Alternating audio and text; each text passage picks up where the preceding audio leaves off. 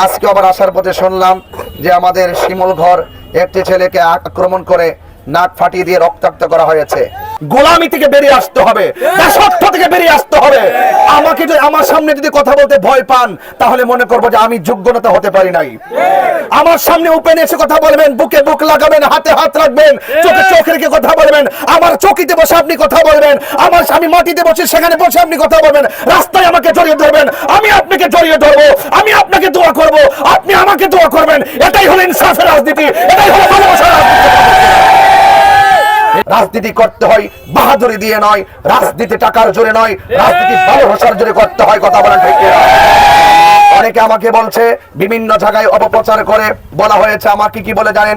গতকাল একটি ভিডিও দেখলাম, চা শ্রমিকদের কাছে গিয়ে বলা হচ্ছে যে এই যে মোমবাতি প্রতীক নিয়ে যে আসছে সে কিন্তু সুন্নি না।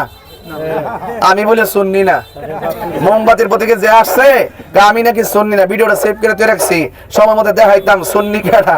তো এই জন্য আমি নাকি সুন্নি না। আবার বলতেছে কার্ড দিব, কার্ড দিয়া বিভিন্ন জায়গায় ঘুরে ঘুরে দেখা যাচ্ছে। আরে ভাই, আপনি আপনার কার্ড আপনি দেন, আমি ইনশাল্লাহ সুষম বন্টন নীতির আলোকে মাধবপুর চুনারঘাটের প্রত্যেকটা ঘরে ঘরে আমি ইনসাফের কার্ড দিব ইনশাআল্লাহ। সেই ইনসাফের ভিত্তিতে এই মাধবপুর চুনারঘাটকে এমন ভাবে সাজিয়ে দিয়ে যাব। আমার বাড়ি ব্রাহ্মণবাড়িয়া বলে অনেক ধরনের কথা বলেছেন। ব্রাহ্মণবাড়িয়ার বেটাকে লেখার মধ্যে আইছে, ও জ্বলতেছে। আপনি সংবিধান জানেন না, এই জন্য চলে। একটু লেখাপড়া করেন, একটু পড়াশোনা করেন। বাংলাদেশের যে কোনো জায়গায় যে কোনো নাগরিক নির্বাচন করতে পারে। কথা বলেন ঠিক না? এই সোজা প্রাইমারি কথা যদি এসে এই শিক্ষিত ভোটারদের কাছে বলেন, এই ভোটাররা সেই সমস্ত কথা খায় না। কথা বলেন ঠিক না? আবার বলতেছেন তাহির হিসাব যাইছে, এই দেশের লোকে কি উন্নতি করছে, তার কি অবদান আছে। আরে বাবা, 22টা বছর আপনার সন্তানকে ধর্মের শিক্ষা দিলাম, এর চাইতে বড় উন্নতি কি আর কিছু আছে? এরপর আমি বলতে চাই, আমি যদি জনপ্রতিনিধি হতে না পারি আমি কি উন্নয়ন করতে পারবো?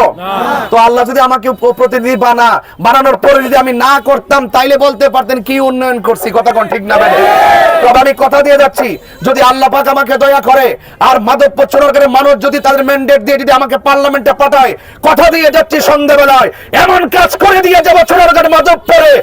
আপনারাই যেন আবার বলতে সক্ষম হন যে তাহিরকে মনে করেছিলাম কি করবে, এমন কাজ করে গিয়েছে। আমাদের স্থানীয় কেউ এত কাজ করতে পারে না। আমরা শান্তিপ্রিয় দল, এই জন্য আমরা আজকে আপনাদের ধর্মঘর এসেছি। ধর্মঘর হলো সুন্নাত ওয়াল জামাতের একটি আবাদ ভূমি।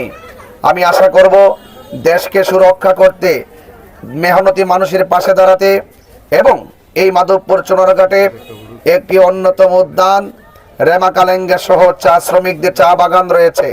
শিল্পায়নের পাশাপাশি এই চা বাগানকে কাজে লাগিয়ে এবং চা শ্রমিকদের সাথে যে অর্থনৈতিক বৈষম্য সৃষ্টি করা হয়েছে সেই অর্থনৈতিক বৈষম্য দূর করে চা শ্রমিকদের মুখে হাসি ফোটানোর লক্ষ্যে প্রত্যেকটা মেহনতি মানুষের অধিকার সুষম বন্টন নীতির আলোকে প্রয়োগ করে প্রত্যেকটা মানুষের হৃদয়কে আলোকিত করাই হলো আমাদের অন্যতম চ্যালেঞ্জ। কথা বলেন ঠিক কিনা? আমি মনে করি রাজনীতিতে প্রতিযোগিতা থাকতে পারে, রাজনীতিতে প্রতিহিংসা থাকতে পারে না। আপনারা প্রতিহিংসার রাজনীতি বন্ধ করুন, মানবতার রাজনীতি করুন। আমি এখানে এসে শুনেছি আমাদের মোমবাতির সমর্থক যারা, তাদেরকে অনেক ধরনের নেতারা নাকি হুমকি দেয়। মোমবাতির প্রতীকের ওই যে ব্যানার লাগাইতে তারা বাধা প্রদান করে, অনেক জায়গায় ব্যানার ছিঁড়ে ফেলছে, ফেস্টুন ছিঁড়ে ফেলা হয়েছে। এবং আজকেও আমি এখানে আসার পথে, গতকালও সাথী আইন আমাদের রামেশ্বর একটা ছেলেকে আক্রমণ করা হয়েছিল। আজকে আবার আসার পথে শুনলাম যে আমাদের শিমুল ঘর একটি ছেলেকে আক্রমণ করে নাক ফাটিয়ে দিয়ে রক্তাক্ত করা হয়েছে। গত পরশুদিন চুনারঘাটে আমাদের মাইকিং এ বাধা দেওয়া হয়েছে। আরে ভাই, আপনার কাজ আপনি করেন, আপনি রাজনীতি করেন, রাজনীতির ভাষায় কথা বলুন। আপনি রাজনীতি করেন, মানুষের কল্যাণে কথা বলুন।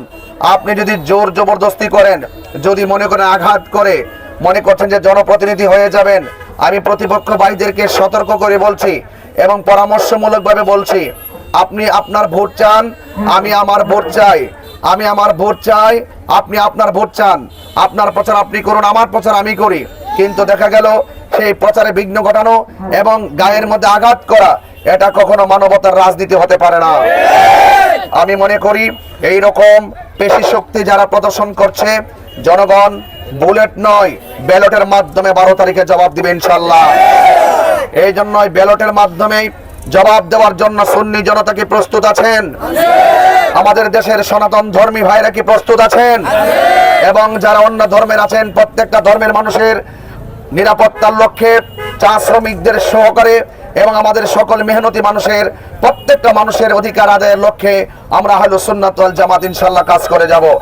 আমি আবারও বলছি, আমি এখানে অনেক বাজার ব্যবসায়ীরা আছে, যখনই কোনো দল ক্ষমতায় আসে আমরা দেখি যে কিছু সমাজের কিছু পাতি নেতা আছে দোকানদারদেরকে জ্বালায় আংরা কইরা ফেলায়, কথা কোন ঠিক কিনা? বিভিন্ন ধরনের হঠাৎ করে হুমকি দিয়া বলবে উচ্ছেদ করে দিব, আবার কিছু চাঁদা দিলে আবার সেখানে ব্যবসায়ীকে বসিয়ে দেওয়া হয় এবং দোকান এবং বিভিন্ন ধরনের সিন্ডিকেটে এই ব্যবসায়ীদেরকে অতিষ্ঠ করা হয়। আমি আপনাদের কাছে দায়িত্বহীন কণ্ঠে পরন্ত বিকেল বেলায় সন্ধ্যাবেলায় আপনাদেরকে আশ্বস্ত করে দিয়ে যাচ্ছি, বৃহত্তর সুন্নি জোটের পক্ষে মোমবাতি প্রতীকে যদি নির্বাচিত হতে পারি ইনশাআল্লাহ 1 নম্বর চ্যালেঞ্জ হলো এই মাধবপুর চোনারঘাট থেকে সকল চাঁদাবাজি বন্ধ করে দিবেন ইনশাআল্লাহ। অবৈধভাবে যে বালু উত্তোলন করা হচ্ছে এবং পার্শ্ববর্তী মানুষগুলোকে যেভাবে হুমকির মুখে খাল নালের মুখোমুখি করে ধ্বংস দিকে ঠেলে দেওয়া হচ্ছে, অবশ্যই সেই বালু নিয়ে যারা সিন্ডিকেট করে বিভিন্নভাবে অবৈধভাবে বালু উত্তোলন করছে সেইগুলো ইনশাআল্লাহ বন্ধ করে দেওয়া হবে। আপনাদেরকে অনুরোধ করে বলবো, আপনাদের কাছে অনুরোধ করে বলবো, মা বোনদেরকে আমার সালাম দিবেন, মা বোনদেরকে আমার জন্য দোয়া করতে বলবেন এবং মোমবাতি প্রতীকে ভোট দিতে বলবেন। এখন এবং এই বাজারেও এই মাধবপুর চোনারঘাটে বিশাল জায়গার ভিতরে অনেক সনাতন ধর্মীর ভাইয়েরাও বসবাস করেন।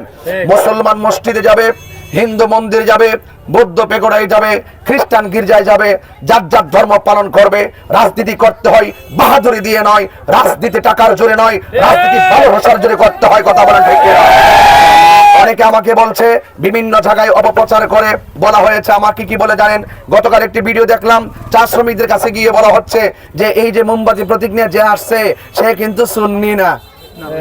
আমি বলে সুন্নি না, মোমবাতির প্রতীকে যে আসছে আমি নাকি সুন্নি না। ভিডিওটা সেভ করে তুই রাখছি, সময় মতো দেখাইতাম সুন্নি কেটা, তো এই জন্য আমি নাকি সুন্নি না। আবার বলতেছে কার্ড দিব, কার্ড দিয়া বিভিন্ন জায়গায় ঘুরে দেখা যাচ্ছে। আরে ভাই, আপনি আপনার কার্ড আপনি দেন, আমি ইনশাআল্লাহ সুষম বন্টন নীতির আলোকে মাধবপুর চোনারঘাটের প্রত্যেকটা ঘরে আমি ইনসাফের কার্ড দিব ইনশাআল্লাহ। সেই ইনসাফের ভিত্তিতে এই মাধবপুর চোনারঘাটকে এমন ভাবে সাজিয়ে দিয়ে যাব। আমার বাড়ি ব্রাহ্মণবাড়িয়া বলে অনেক ধরনের কথা বলেছেন, ব্রাহ্মণবাড়িয়ার বেটা গেলে এখানে মধ্যে আইছে ও জ্বলতেছে। আপনি সংবিধান জানেন না, এই জন্য চলে। একটু লেখাপড়া করেন, একটু পড়াশোনা করেন। বাংলাদেশের যে কোনো জায়গায় যে কোনো নাগরিক নির্বাচন করতে পারে, কথা বলেন ঠিক না?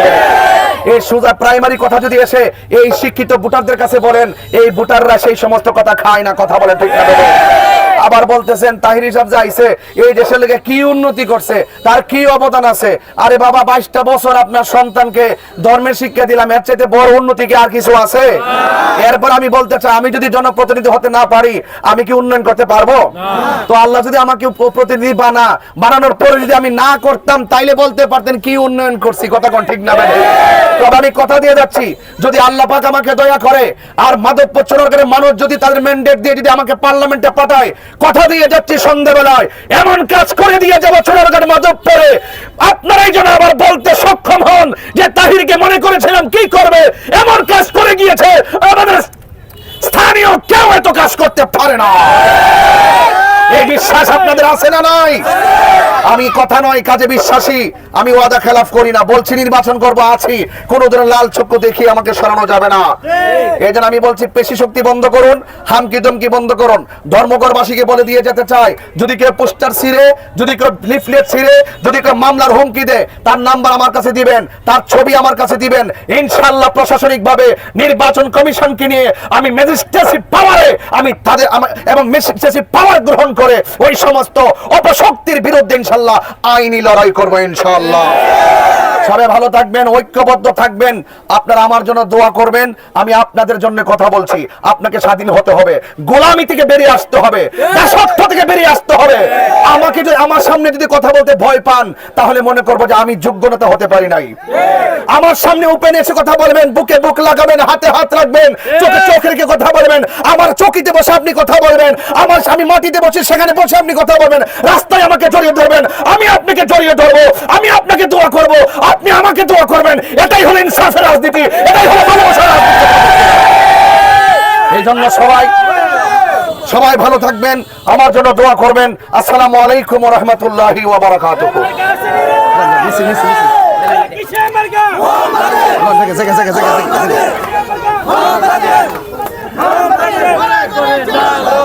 থেকে দাঁড়াও না